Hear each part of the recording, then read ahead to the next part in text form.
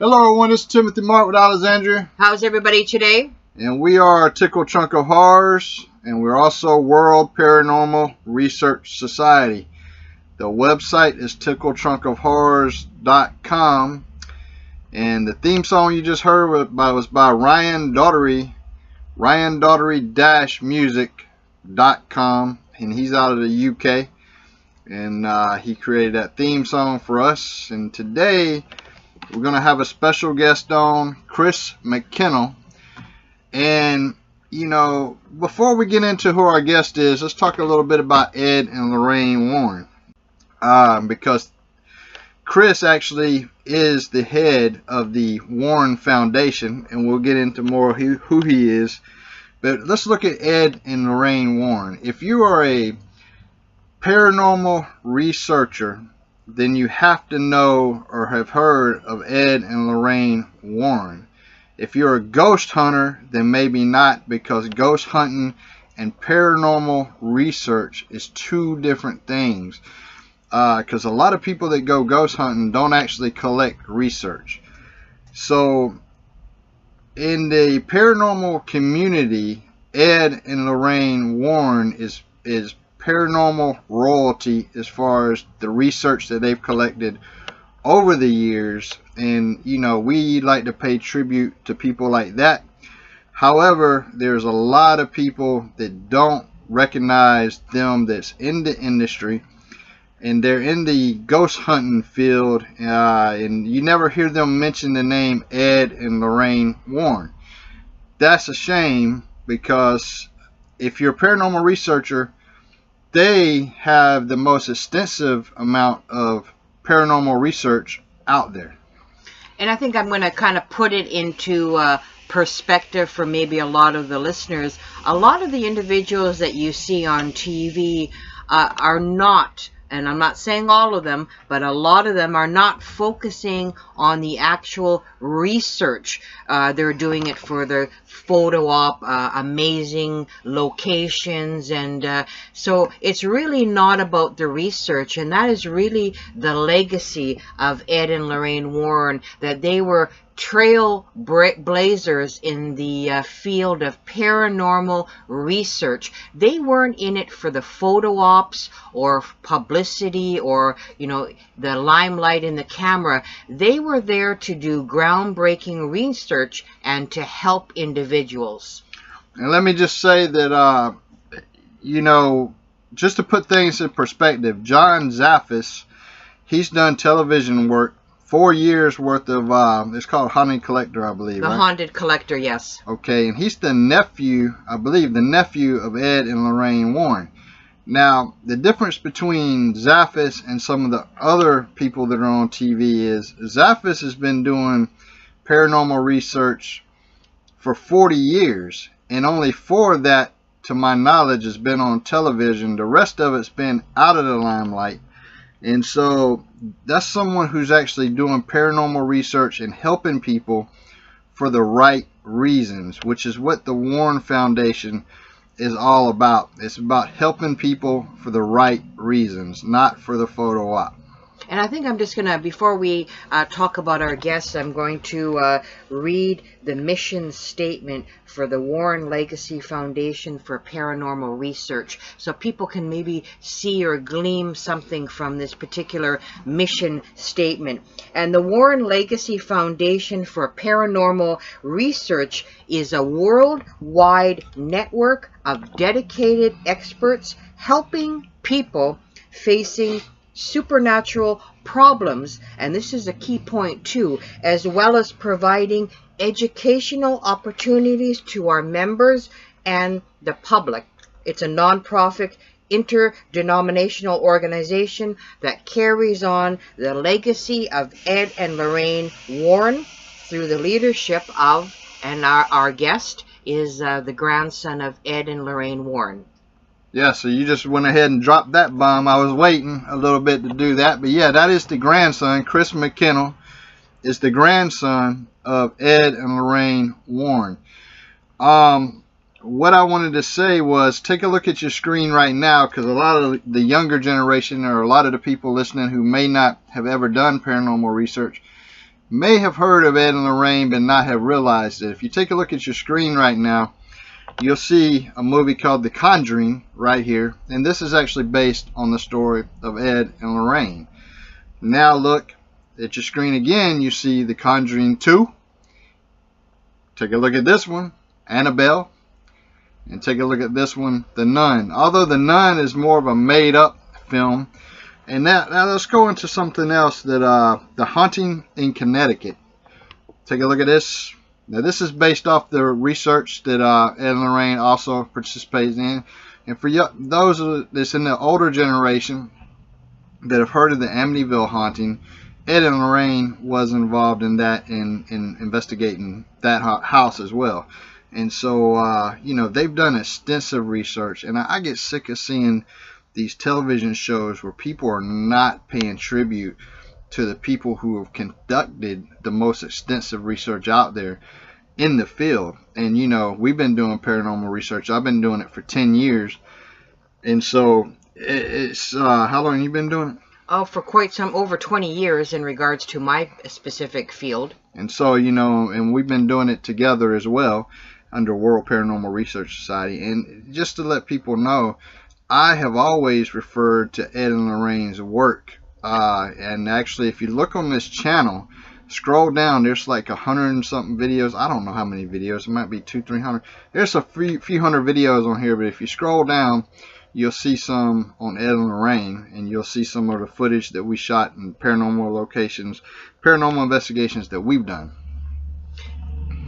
So it's quite an eye-opening experience, and as Timothy has mentioned, that a lot of people don't acknowledge the legacy of Ed and Lorraine Warren. And I don't know, I mean, it could be professional jealousy, but I don't know how they could call themselves a professional when you can't acknowledge you know, the pioneer in paranormal research and really set the stage for many researchers yet to come. And I think a lot of people forget that we all are on a quest to seek answers, and we're all looking for similar answers. So why not share knowledge? And knowledge should be shared and not hoarded for the select few that have professional jealousy. That's how I see it. I mean, how can you say you're genuinely wanting to help people when you're not wanting to work with other people to a common goal?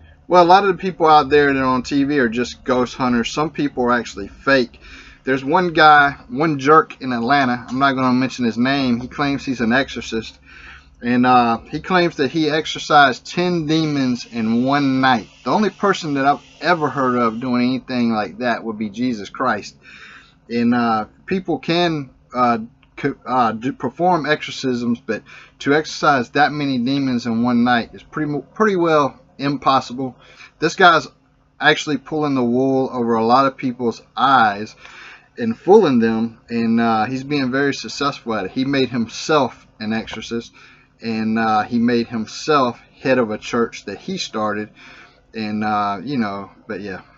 It's sad, really, when you have people that are, you know, there's so many desperate people that are maybe experiencing grief or seeking answers, and we have people in the field that are just in it for the money or exposure, and they're taking advantage of people's griefs and people wondering what's going on in their lives. So it's very sad, and they actually give people in the paranormal, the spiritual realm, a very bad name and a bad reputation.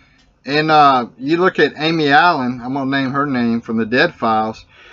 She's actually, have you paid attention to the recommendations she's made to fight off demons and to get rid of demons and people, is to do yoga. So she is a joke, folks.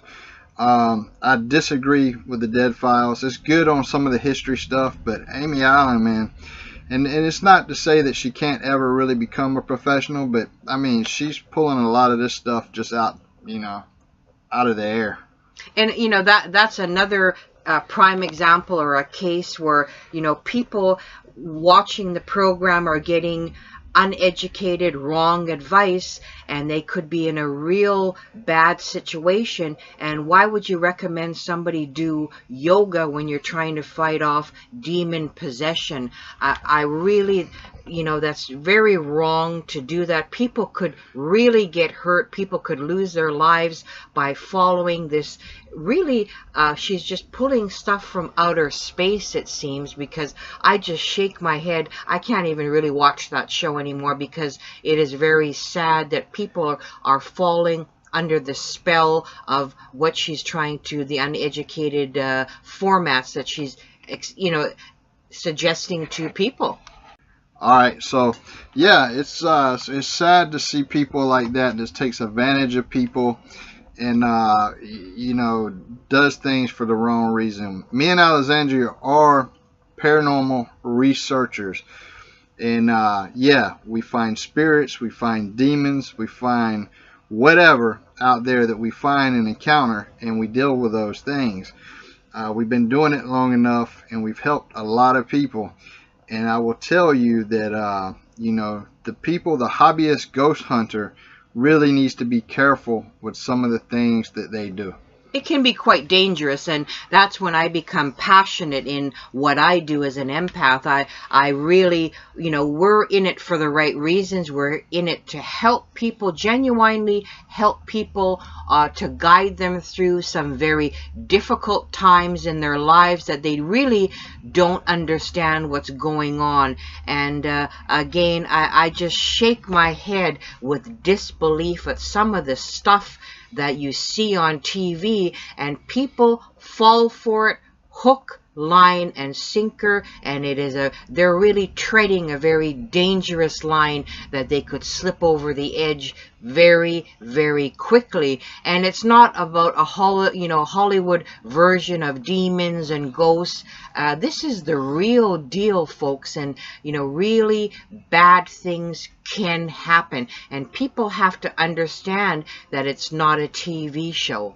And I think once they can get over what they see on these shows, they can really get into what paranormal research is really all about, and the distinction between that and hobby ghost hunters, folks. And if you're serious about getting into the field of paranormal research, my best advice to you is go to YouTube, type in Ed and Lorraine Warren, and listen to their interviews that they give. You can learn a lot from them.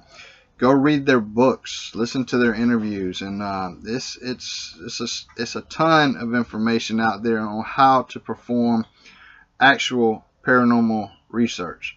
And we're going to learn from the grandson of Ed and Lorraine shortly. So it's just not, I mean, it's just not like when you were a kid pulling out a Ouija board and you're trying to contact spirits. This is very dangerous, and you really have to know what you're doing before you put yourself in a world of hurt. We've been involved in many, many cases that were very dangerous for us. But we, you know, our goal was to help the individuals involved in that particular case and to get research, to get answers on various paranormal phenomena that was out there in regards to EVPs, orbs, anything of that nature. So it involves a lot. And I'd like to send a shout out to a friend of ours that's over there in the UK, Ian Barrow, with Residential Haunting, and actually he's done some work with Zaphis, you know, and he had some interesting stories that he was telling me about when he was doing investigations with Zaphis. So Ian Barron for Residential Haunting in the UK, we're going to say hello to you. And for everybody out there that supported us over the years and been disappointed that we haven't been back in the paranormal field, we actually never left it, but you haven't seen a lot of the stuff that's going to be coming on this channel. So you got to realize this channel is a YouTube channel, and we don't give you everything. We don't put everything that we've done on this channel. But the next paranormal investigation will be awesome.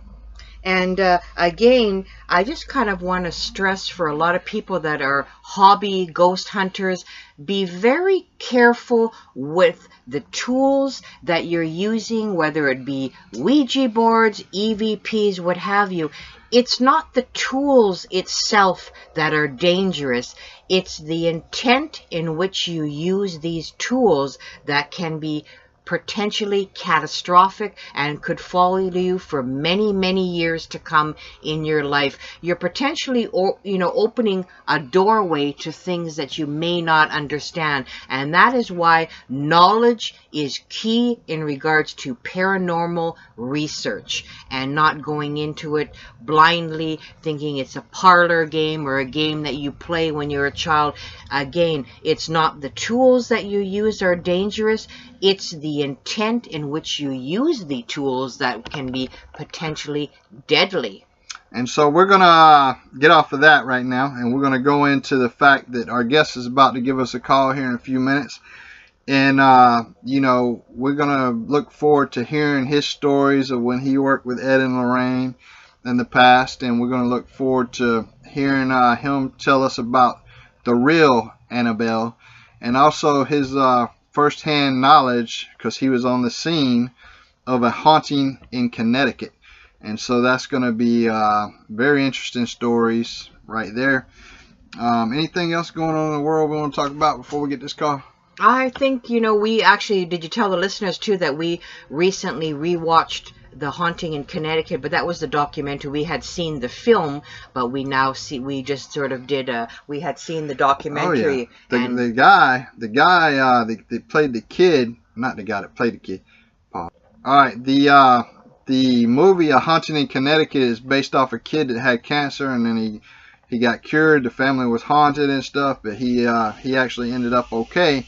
However, he died. I think he died at 38 years old, very young. Very young, and he ended up dying years later after the Haunting in Connecticut in Tennessee. So yeah. And that was very interesting because the whole idea of the family moving into this house was for them to be closer to the hospital so their son could get his cancer treatments. And it opened up a whole can of worms. And so if anybody can verify that story, because we actually researched the guy, and his obituary and his tombstones all over the internet with his picture, and the city died in 2012, I believe. But if anybody in the comments section has anything to add to actually what happened to him, because I couldn't find out what happened to him, if cancer came back or whatever. But if you could just let us know in the comments section what happened, that would be awesome.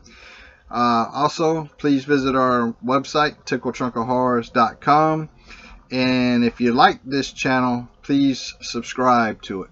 And watch and share, of course. And like I said, subscribe, because then you will not miss out on anything that we have. And we're going to have awesome guests coming down the pipeline as well, folks. Yeah, we've been busy doing other things. For those of you that don't know, I preach. I'm a preacher for Mules for the Lord.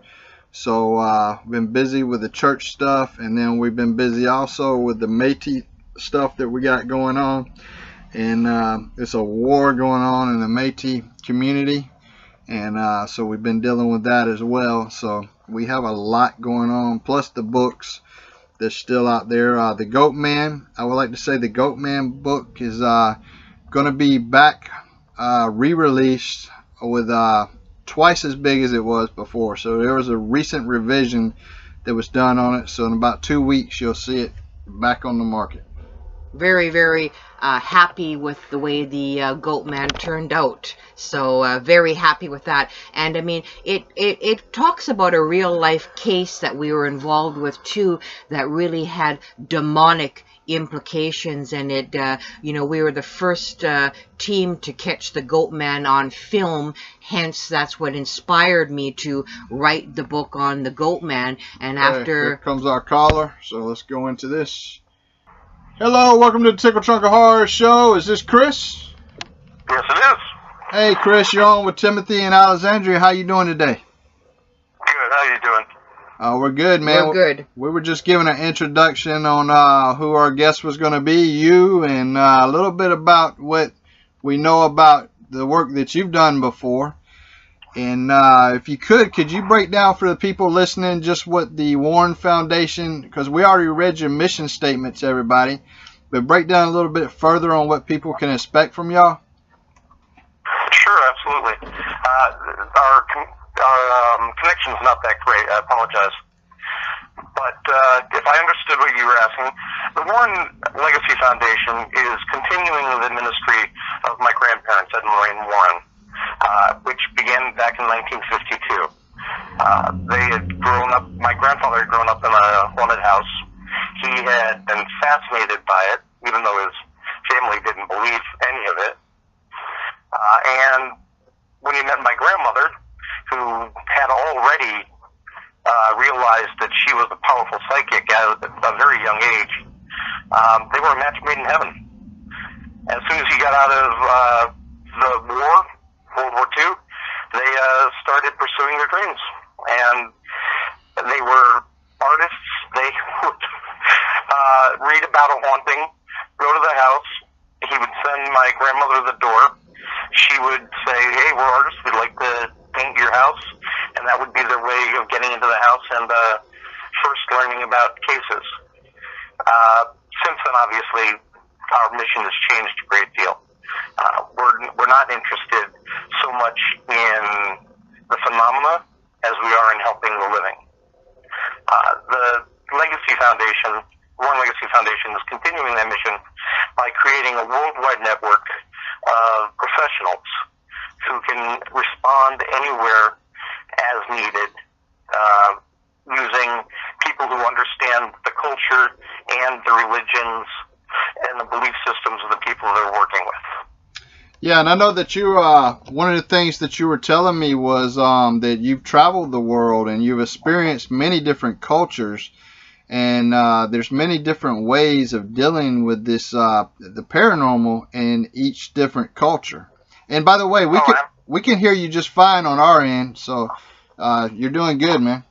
Could you tell us a little bit about the different cultures that you've experienced and how it differs in their response to the paranormal? Sure. I mean, the first time I went overseas was with my grandparents, and we spent time in all of Britain.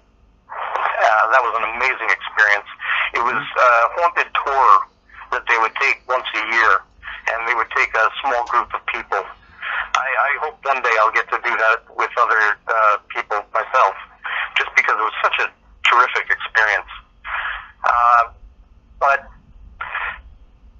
in England, and all of Britain, the hauntings are fairly similar to here, because we share the same culture, the same religions.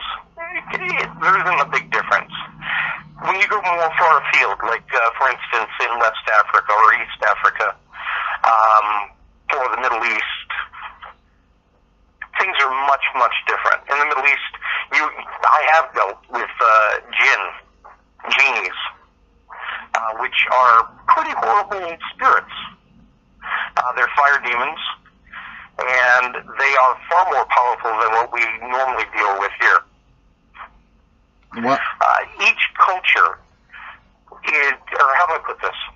When you're dealing with a family and they're being hurt, you need to deal with their faith. It doesn't work for you to bring in a Buddhist monk for a Christian family. Right. And vice versa. The faith has to be there first. Right, right. And so first you need that. Then, of course, there are places like Japan, where ghosts can kill, which is something you don't see in the West. They have more power there. Again, I believe that this is because of the faith or the belief system of the people there. They empower the spirits. Okay. Hey, so the point I'm trying to make is all hauntings are shaped by cultural belief. Yeah, and you're right as far as using their own faith and their own religious relics or items to deal with those things. Mm-hmm. And there's one thing I'd like to clarify too, because because I get this from a lot of people who don't really understand my grandparents' work. They always say, oh, my grandparents were Catholics, and they would never do this. Well, yeah, they were Catholic, but they worked with everybody, just like I do. Yeah, they knew just as well as I did that you can't try to force a solution with people that don't believe in it.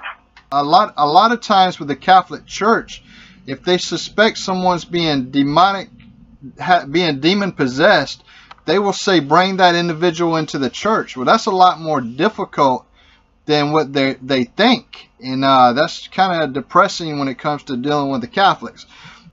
Yeah, well, unfortunately, the Catholic Church has always been very difficult to work with. They are a huge organization that is far more interested in protecting their own self-image. Yeah. No disrespect, but that is a reality. I've had Catholic exorcists tell me straight away that if this were to get out that they were helping anybody, they would walk away in a heartbeat because the church comes first. Right. And, you know, you have a very interesting family there, and you have a lot of great stories, I'm sure. And one of the stories that I know a lot of our listeners is going to want to hear about is, can you tell us a little bit about what your experience as a kid was being around the real Annabelle? My personal experiences with Annabelle? Yeah, what was it like? Very limited. She's never bothered me. She's shown up on a few of my cases, tried to intimidate a couple of psychics that I've worked with. She'll appear at the end of a sofa, sitting there. Astrally, of course, not physically. Right. But other than that, there was one time, unfortunately, a friend of mine, a man named Father Bill Charbonneau, had come over, and he was showing my grandfather his new car. And he said, Ed, I hear you that you've got a doll that attacks people. And my grandfather said, yes, Father, you want to see it? And so they went downstairs, and Father Bill walked over to this thing and flung it across the room. And he said, God is stronger than the devil. And my grandfather was taken aback by that, and he said, yeah, Father, but no man is. Right. And then that night, on his way home, just as he was run off the road and into a ditch, he saw this halo of light with Annabelle in the center of it, coming straight at his car. Wow. Wow. Yeah. The car was destroyed. Total. Brand new car. His leg was broken. Luckily, that was all that happened. Wow.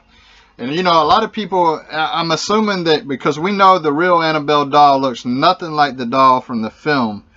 I don't know, what did you think of the Annabelle film and how it relates to the actual story of Annabelle?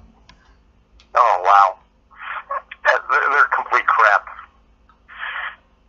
The first movie has nothing whatsoever to do with reality, except perhaps the last 2 or 3 minutes where they show the doll being bought in a store for the nurses.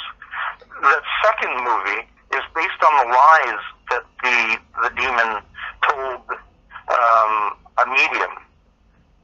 You see, when this mother had bought this doll for her daughter, who was a nurse. It was a housewarming present. There were a few nurses living together. There were students, and they just loved the doll, and they would let it. You know, they would sit it at the table with them. They would take it to bed with them. And one night, the doll's arms moved at the kitchen table, and they thought, "Wow, now that's pretty cool. We should find out what's going on." So they had a seance with a medium, and the demon said that it was a little girl that had been killed in front of the house, and it just wanted somebody to love them. That created an attachment right then, because the nurses, of course, were compassionate. That's when all hell started to break loose. See, you can't trust spirit communication, you know, because let's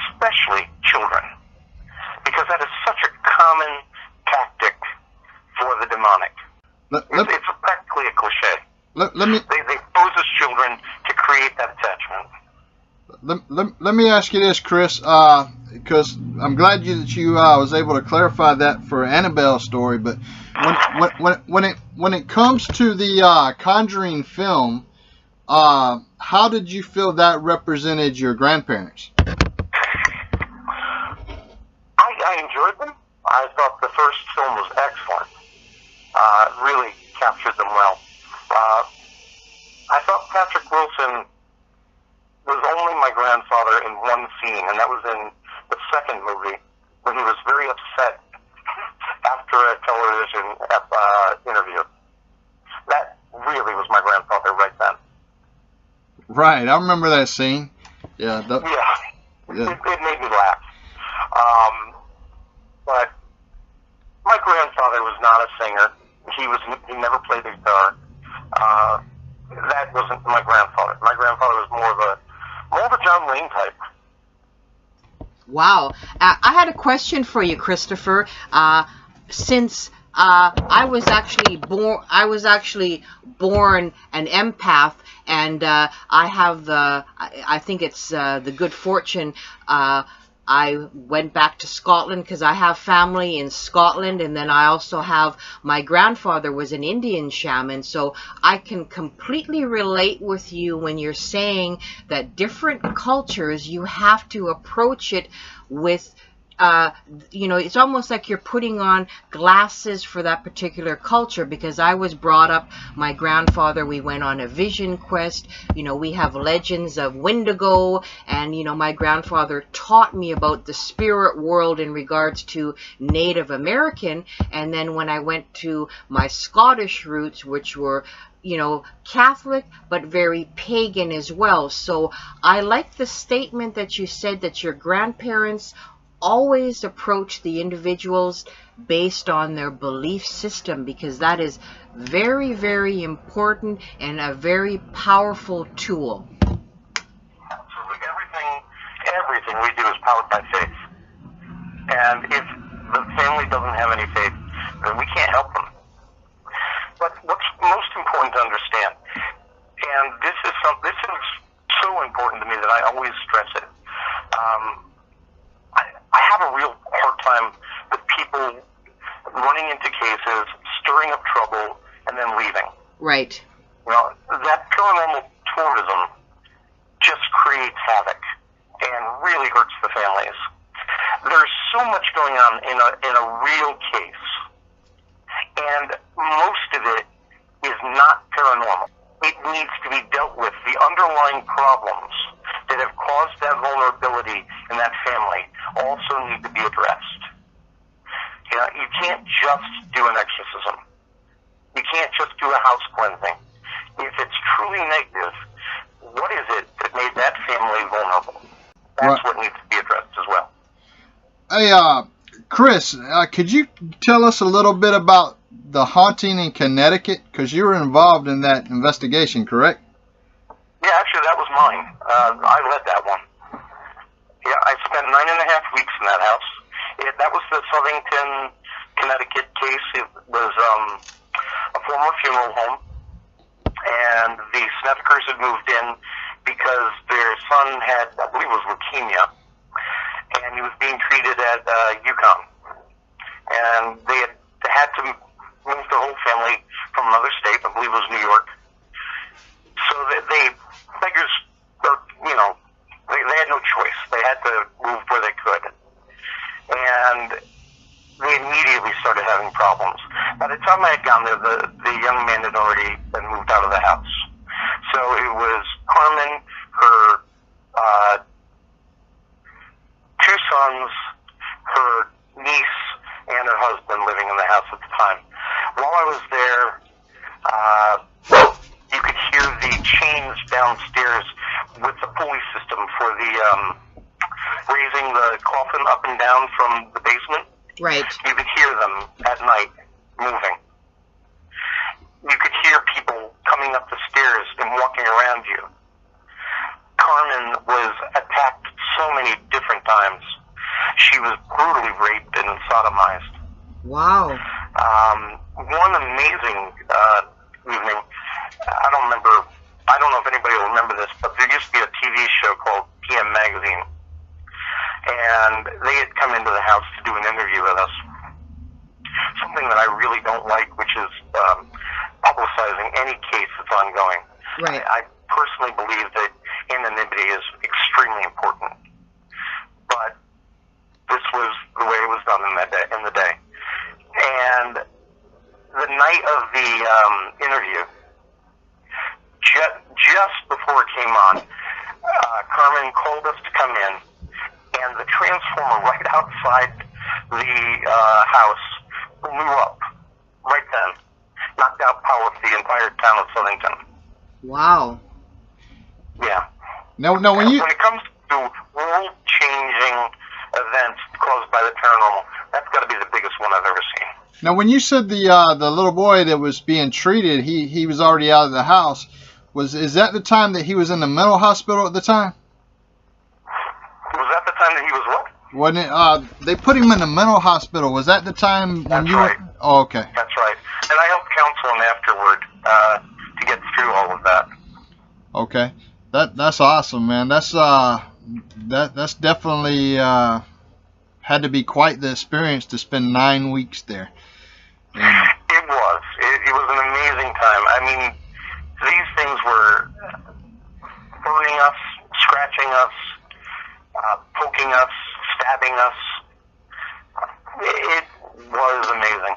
My cousin was involved on that case as well, and which one's your cousin again? I'm sorry. A man named John Zaffis. Oh yeah, we mentioned John Zaffis. Yeah, I didn't know that was your cousin. I knew that was the nephew of Ed and Lorraine. Ed and Lorraine? Yeah. Yeah. He doesn't actually work with us any longer, but while he was there, he was confronted by this gargoyle-looking spirit. It kind of scared him so bad he didn't come back for a week. Wow. And, I don't blame him. Chris, how did y'all end up cleansing that home? Actually, Bishop McKinnell came in. He was a pre-Vatican II Catholic, and somebody that we worked with very often. He worked with us on the Tewksbury, Massachusetts case, the Schmorl case in West Pittston, Pennsylvania. He did the Werewolf Case from London. An extremely holy man. And he went in there, he blessed the place. Let me think. Yeah, nothing tremendous happened during the blessing, but it did manage to break it. During that time that you were in the home, and did you manage to catch any voices out of that home on recording? No, there were no voices. Okay. Plenty of photos. We got plenty of photos. There was a demonic face that appeared on a boiler downstairs with the horns and glowing eyes and everything. Wow. But it was a weird place. They still had most of the stuff from the funeral home still there. Yeah, that's what I heard. That most of the table that they used to put the bodies on, that was still down there. Yeah, for draining the blood, that was there. Yeah. Can you tell us? As a matter of fact, that was the room right next to where the boy slept. Yeah. The basement. That had to be very, very bad. And how did that case relate as far as the Smurl case? How did that differ? Did you? Oh, they're not connected at all. No, but what was the difference in the cases as far as it took 9 weeks in Connecticut? How long did it take with the Smurl case? I can tell you what happened to me while I was there. Okay. I had come into the house. We did some EVP recordings, passive, and you could hear pig grunts through the entire tape. Doors would open and close. At one point, I had come up the stairs, and I got to the top of the stairs, and I kept going up. I was levitating off the stairs. And luckily, Mrs. Schmurl and the man that was there helping me, grabbed my arms and pulled me back out of thin air. So there was plenty of activity in that house. But honestly, with the thousands of cases I've done, I honestly don't remember that one that well. Okay, hold on. All right, Chris, because we do a lot on the werewolf stories, and I did listen to Ed and Lorraine talk about it. There's a video of them talking about it on YouTube. Can you briefly describe the werewolf case? Do you have extensive knowledge on that one? I did not work on that case. I know that he had been locked up after attacking some people in England, that he had managed somehow to come through this tiny little hole in this steel door, something that a human being cannot do. He managed to push his body through it. Then he was brought over here, and during the exorcism, he did come under possession by this wolf spirit. Again, this was handled by Bishop McKinnell. Wow. Out of all the cases that you have done, outside of the ones that we've already discussed, what was the worst one for you? I suppose I would have to say Maurice Theriault, only because it ended so badly for him and his wife.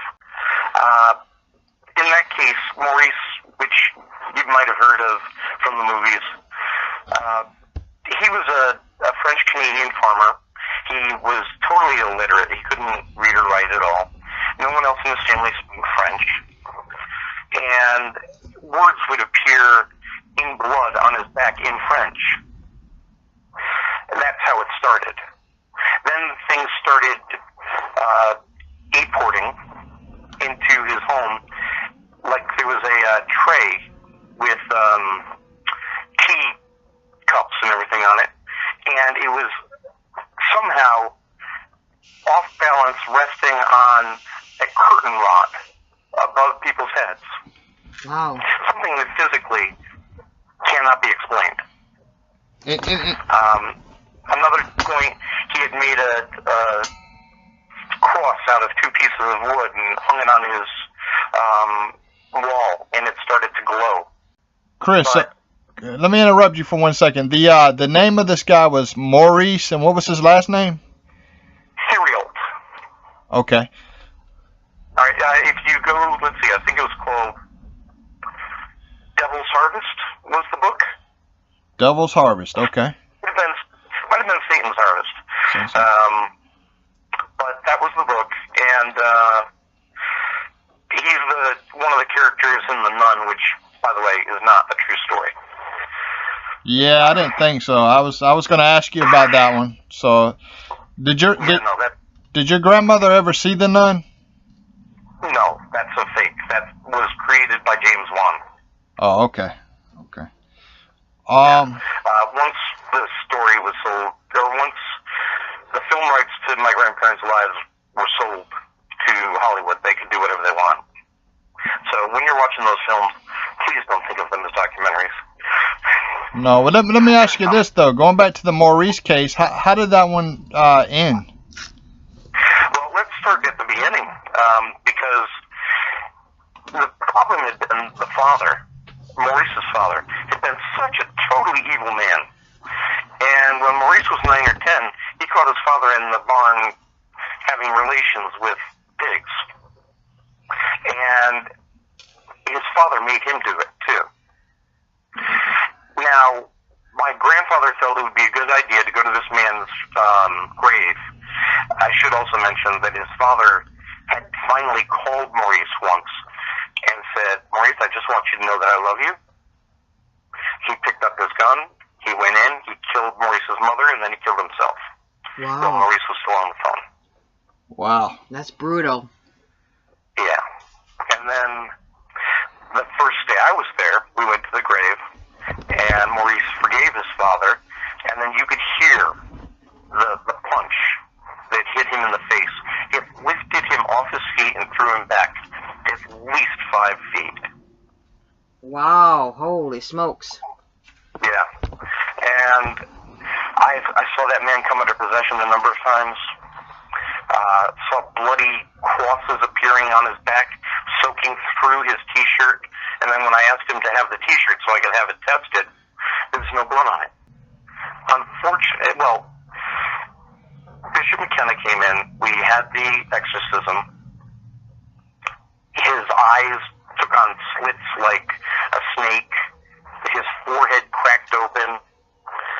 He started drooling this red drool like blood. And then he was cleared. Unfortunately, a few years later, he got his rifle. He shot his wife, blowing off her arm, and then he killed himself. Oh my God. Just like his father. Yeah, that's just like history repeating itself, really. Yeah, I blame his father. I'm sure that he had done it. Right. And one thing I wanted to mention too, Christopher, is that I liked when I was looking on the Warren Legacy page where you've stressed how very important it is in regards to whether it be Ouija boards or EVPs, that it's not the actual tool or the instrument, it's actually the intent. You're cutting out as well, I apologize. What I was trying... I heard about the Ouija boards. Yeah, you had mentioned on your page that it's not the tool that you use, whether it be Ouija board or EVP, it's the intent that you use the instrument. I thought that was very important. That's something I can't stress enough. You know, a Ouija board is only cardboard and plastic. There's nothing to it. Right. What it is you trying to make contact with the spirit world. And no matter how you try to do that, it's a slippery slope. A normal person can get away with using a Ouija board and never have anything happen. Right.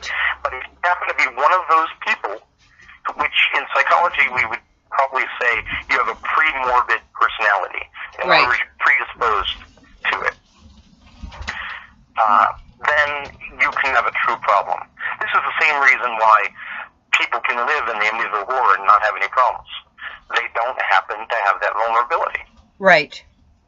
And I think that's very important. Could you maybe tell some of our listeners, too, what's the Warren Legacy Psychic Support Group involving? I found that very interesting. Yes, and you are being added, as a matter of fact. Thank you. So you're aware. we got your request. What we do, when the movies came out, people started contacting us saying that they also were psychic and they didn't know how to control their abilities, and they were under tremendous anxiety, especially the empaths. Right. And I thought, I've got to do something for these folks. This is not my area of expertise. I've consciously suppressed my own abilities for decades. It's only in the last 5 years or so that I've embraced them. Right.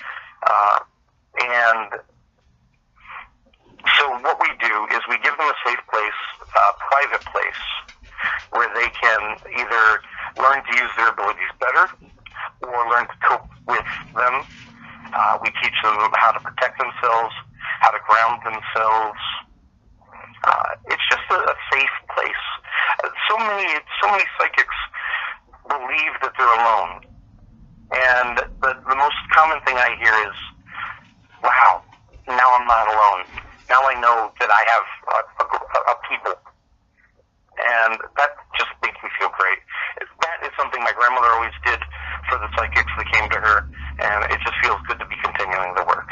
Right, so you're continuing Lorraine's work where, you know, people that have true abilities, a lot of individuals like yourself kind of suppress them because some people may not understand, they're confused. Again, like you said, they feel alone, so it's just best to suppress the abilities other than, you know, learning how to deal with them where they're not destructive to yourself. Right, and unfortunately, most people cannot suppress their abilities.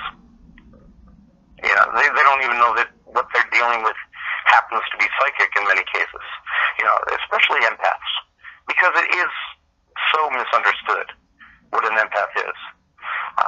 When you're somebody who can go into a crowd and you're full of anxiety and you come back and you're jangly with energy, chances are really good that you're probably an empath. Right. You're picking up on their emotions. Yes, you could have social anxiety as well, but there are ways to figure that out.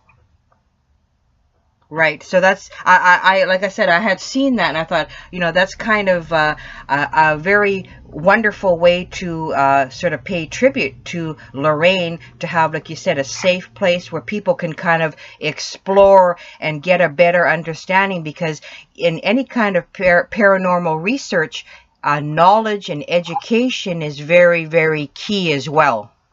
What was that last sentence? That anything to do with paranormal research, knowledge and education is very, very key. Right. Now, the foundation, we have 3 goals in mind. One is to create that network of professionals, people who have who will follow our code of ethics and are there to help people for free. We don't charge to help anybody who has a true paranormal problem. Another section is to educate future generations of researchers, because, yeah, this is not a well-respected profession, and we want to change that. And then the third leg of our mission is the psychic support group. You know, one of the things I want to go back kind of to the museum that your grandparents had. Is that museum still existing today? It's not open, unfortunately. Due to zoning laws, we've had to close it down. There were too many complaints from a neighbor. Oh wow! What about what's some of the other things besides Annabelle that was in that museum? Oh, they're still there. It's right down it's about 100 feet away from me right now. And we do have evenings with Annabelle where we bring some things out. We've got the Conjuring Mirror from the first movie.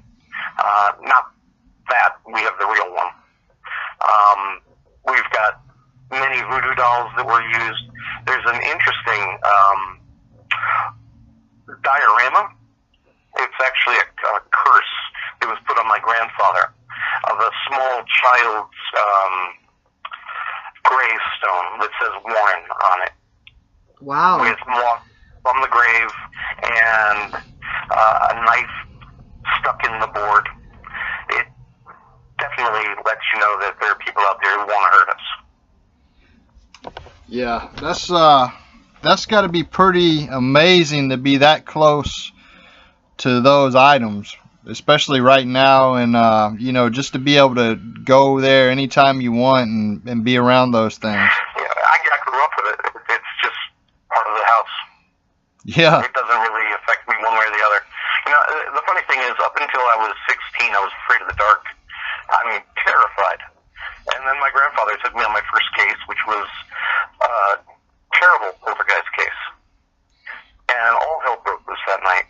Started with the pounding in the walls as soon as we walked in, and then clawing and scratching and growling, upside down crosses in the bathroom, the incense that we had tried, the Holy Church incense that we had tried to use to stir things up so we could figure out what we were dealing with, kept going out when we tried to go up the stairs. And the pot that was in flew through the air and at my head at one point in the middle of the night. 2 demons came down the stairway and stood right there. The chair I had just been in flipped over. The woman got clawed on her face. And that was my first haunting. After that, I've never been afraid of anything. And I'd just like to say too that we had the pleasure of speaking with your mother, and you did tell us that she does not have anything to do with the paranormal. And I'd like to just send a shout out to her right now, because she definitely hooked Alexandria up for Christmas, and we'd like to say thank you to her. My mom absolutely will not have anything to do with this. She's constantly worried about us. Yeah, she's a very nice lady for sure. Yes, she is. She's an angel. And so is her husband? Is he still in the industry? Oh yeah, he still helps. running, you see, we're still under the New England Society for Psychic Research. Okay. But he handles the business end. He handles a lot of the emails. He will deal with that, the public side of things. It's only now that my grandmother is officially retired that I've had to move forward and be better known. It's not something I've ever sought. Back in my 20s, almost 30 years ago, I would do the talk show circuit, but it never was a good fit for me. Yeah, I know that I kind of had to force you to come out a little bit because we actually heard about you probably about a year ago, and I didn't know exactly who. I think a lot of people didn't know exactly who you were, which was why I'm glad that you're doing the show, because now we get a better understanding, because there's a lot of frauds out there, and you're the real deal, and your family's definitely the real deal, and y'all are royalty. I can't hear you at all. I'm sorry, Tim. Oh, okay. Hold on. I was saying, Chris, that basically, you know, I know that on Facebook I kind of had you come out a little bit about who you were, because you were still being a little bit shy, I guess, about coming out or avoiding the spotlight a little bit. But I'm glad that you decided to make the decision to come out. Here's the thing that's always bothered me about this work is the big egos involved. I've tried really hard to maintain my humility, and as you know, doing this, some people look at you like you're special, and we're not. We're just people, you know. And so I'm not somebody who's comfortable with that kind of respect. I don't feel like I've earned it. Well, man, in the paranormal community, you've definitely earned it. And so, can you give us another case that you worked on and tell us a little bit more about it just before we go here? In particular, I would like to share with you. Okay. Because it's the flip side of what we've been talking about. I work with an expert down in Argentina. Now, this woman is extraordinary. She's as close as I've ever seen to a true saint. And I've met the Dalai Lama, who also, same thing. Now, this lady, I've assisted her on an exorcism with a young girl, and right near the end of the exorcism, the exorcist, my friend, vomited up a rusty nail. Wow. Yeah. And then, about a year ago, I was woken in the middle of the night, and I went to my computer, and she was there trying to get my attention, because a spirit had just walked into her house.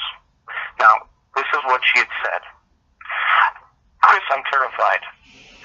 This woman is just coming to my home. She said something in another language. I don't understand it. She's very pale and has long, stringy black hair. She looks like she's dressed for the desert in white robes. She has bare feet. She's becoming more solid, and she's becoming darker looking. She says she knows you, and that you can't help me, Chris. I said, what is she telling you? She's showing me things. She's speaking in a language I don't understand, but I still understand what she's saying.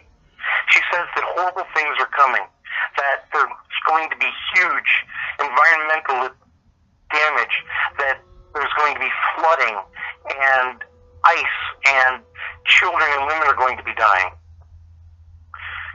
I thought, I think I know who this is. I said, you need to make sure that when she comes back, and she's going to come back, you tape everything. So the next day, she took out her old tape recorder, and she tested it for 24 seconds. When she played it back, and I have this recording, unfortunately, I only have it on Messenger, and I am having a difficult time figuring out how to transfer it so that I can share it with everybody. And I want to share this. She recorded two spirits that was praying in Arabic, the Lord's Prayer. Wow. It's clear as day. As soon as I heard it, I knew I was dealing with Arabic. I had lived in the Middle East, so I contacted a friend of mine over there in Lebanon, and she was able to translate it for me.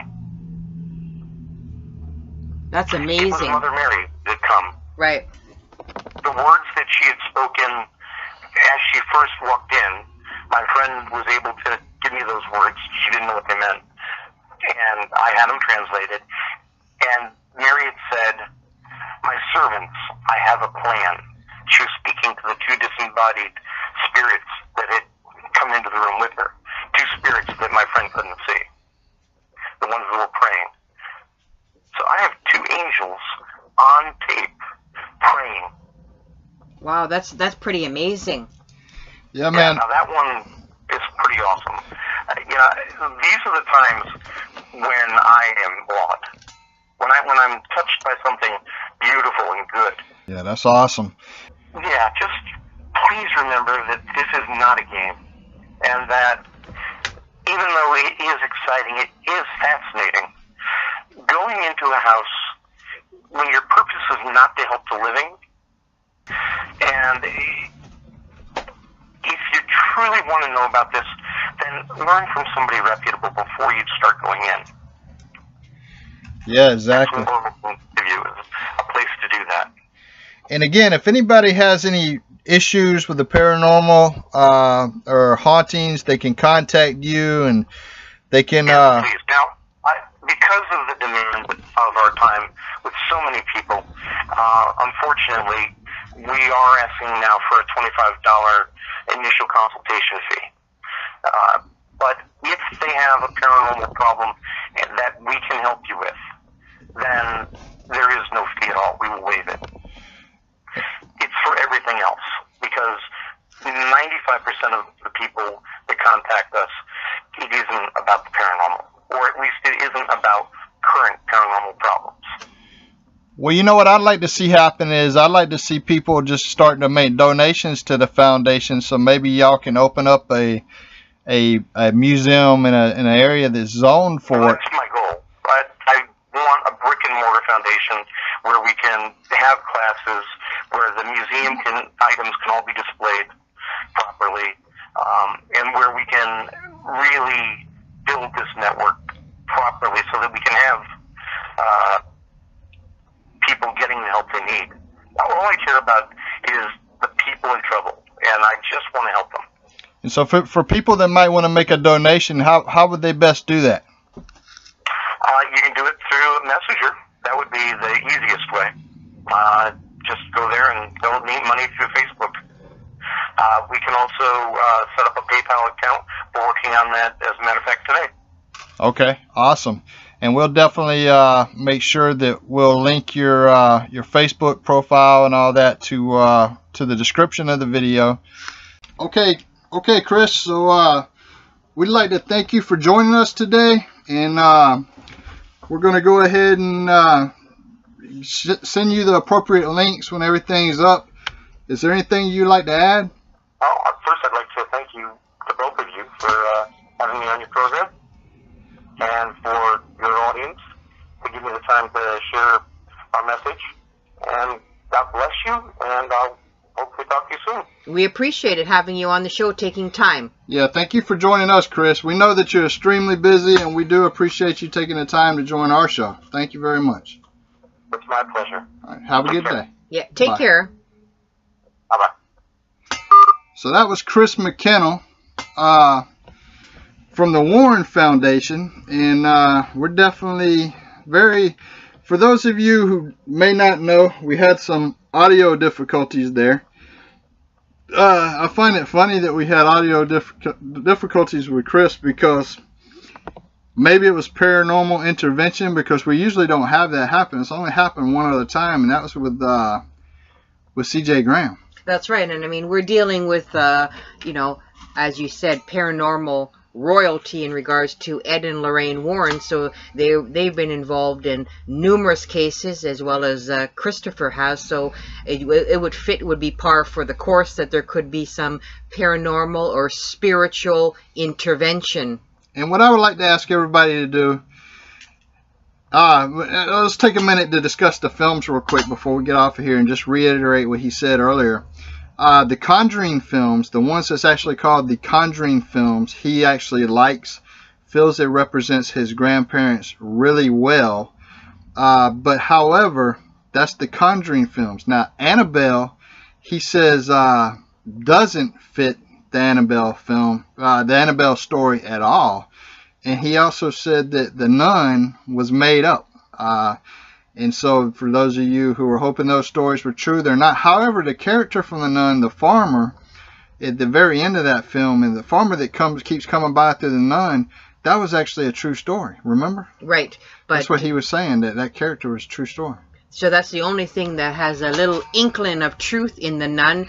We went to go see the film The Nun. Very disappointed with the film. It was given so much hype and, you know, all that, but it's all bogus except for the very, very ending of it. Yeah, and so except for the very ending where the guy, the farmer, all that stuff's happening to him, and he actually knew the guy, and so you know, and then he worked on the Smurls and the Haunting in Connecticut. This guy is definitely someone who's paranormal royalty. He doesn't like it. Actually, if you listen to the interview, I'm the guy that actually made him admit who he was in social media, because he wasn't wanting no spotlight or anything like that. He was kind of trying to hide who he was. Well, people that are doing it for the right reasons, trying to help people, don't need the limelight to thrive or survive. That's not what they're in it for. And that's like you and I, we're in it to genuinely help people that have a genuine need. Yeah, and so we had a lot of audio complications for this one, and as y'all know, and as my past guests know, we typically don't have that. He even asked me why we were having that problem, and it has to be some kind of, because it's only happened to one other person, it has to be some kind of paranormal intervention there, some kind of way. But who knows, maybe Ed was trying to come through. Or, like I said, you know, that's possible. We've been involved in a lot of highly active cases. He has. It could be just a combination of that paranormal, spiritual energy of everybody coming together to discuss paranormal research. Yeah, and I would definitely like for them to get the brick and mortar place and museum and take all that stuff that he's got downstairs in the museum and put it into a location where everybody can go visit on a daily basis. In order to do that, I would recommend, if you have $1, $2, $5, $20, whatever you can afford to put towards the Warren Foundation's museum where Annabelle be and anything of that nature, definitely donate it. There's a Facebook page. We'll link it in the description below, and you can contact him through Messenger and make a donation if you like, $25, and he'll definitely talk with you about anything, he said, if you don't have an investigation. So I would definitely make a donation to them. And I think it's also key to reiterate, to tell people that education is key. And he stressed that several times in the conversation, that people need to educate themselves in paranormal research. It's not Hollywood, folks. This is the real deal. The potential for horrible things to happen is a very, very likely possibility, and you have to go into it with your eyes wide open. This is not a TV show. Most of the stuff that you see on TV, please, folks, do not take it, take it with a grain of salt, and educate yourself properly, protect yourself. Exactly. And that Chris has a wealth of knowledge. He's somebody good to talk to.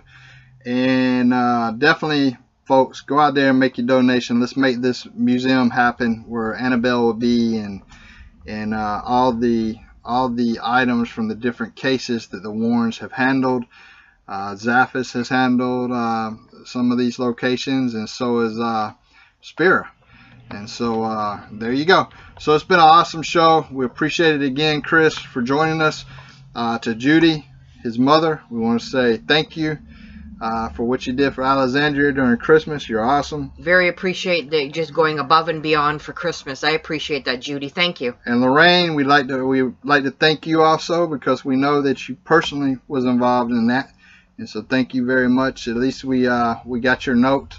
Yes. And we could definitely read it well. So. And again, thank you to all the listeners, and stay tuned, folks. Bye. Bye-bye.